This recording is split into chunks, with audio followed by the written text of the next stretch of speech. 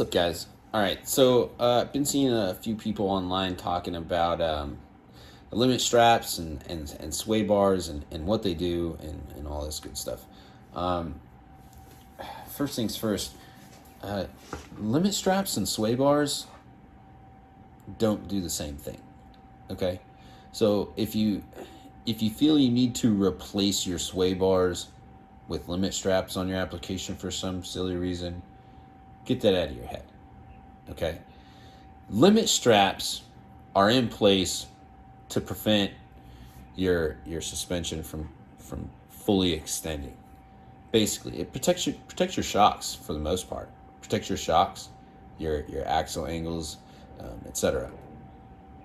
The sway bars on these things, sway bars on everything, is designed as an anti-roll device. Okay. The sway bar actually does not limit travel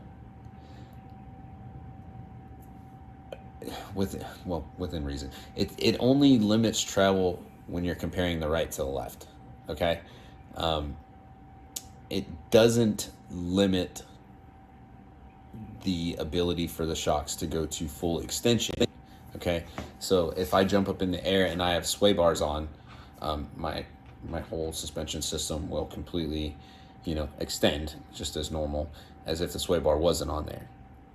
If you guys are running limit straps, that's not going to happen.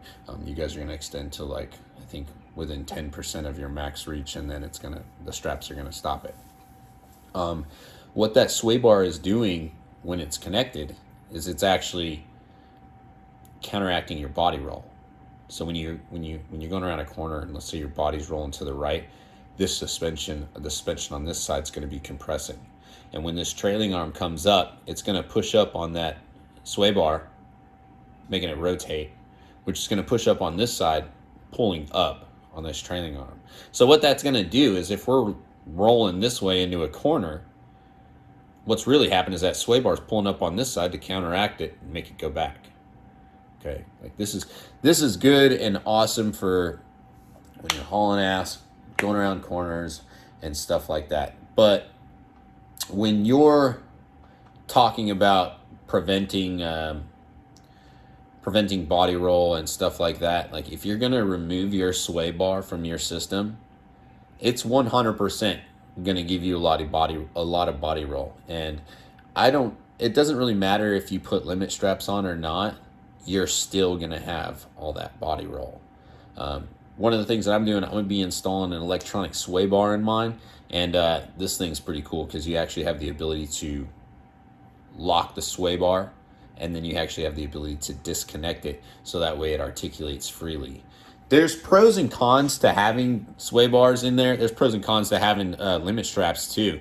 My whole argument is don't replace one with the other. If you're gonna, I think if you're gonna run limit straps, run limit straps. Don't run limit straps in lieu of a sway bar. You know what I mean? Because a sway bar it does just that. It prevents sway. It actually doesn't have anything to do with limiting the full extension of travel of your suspension. So I don't know. I just wanted to point that out to you guys. I've seen a lot of guys online talking about it, and talking about, hey, I'm not gonna take my sway bar off until I get limit straps. Well, why? It doesn't make any sense. So just something to think about. If you guys are gonna take your sway bar off and all that stuff, just kind of know how it operates, know how it works, and if your riding style doesn't require you to take off your damn sway bar, then why take it off in the first place? But if rock crawling and trail riding and maybe going into the dunes and whatnot, and if this is all stuff that you like to do, then maybe an electronic sway bar is something that you need. Or maybe you just need some simple QDs like what I got on my machine. Who knows? Maybe I'll raffle those things off or give them away or something when I'm done. Hope you guys are all having a good day. We'll see you guys later.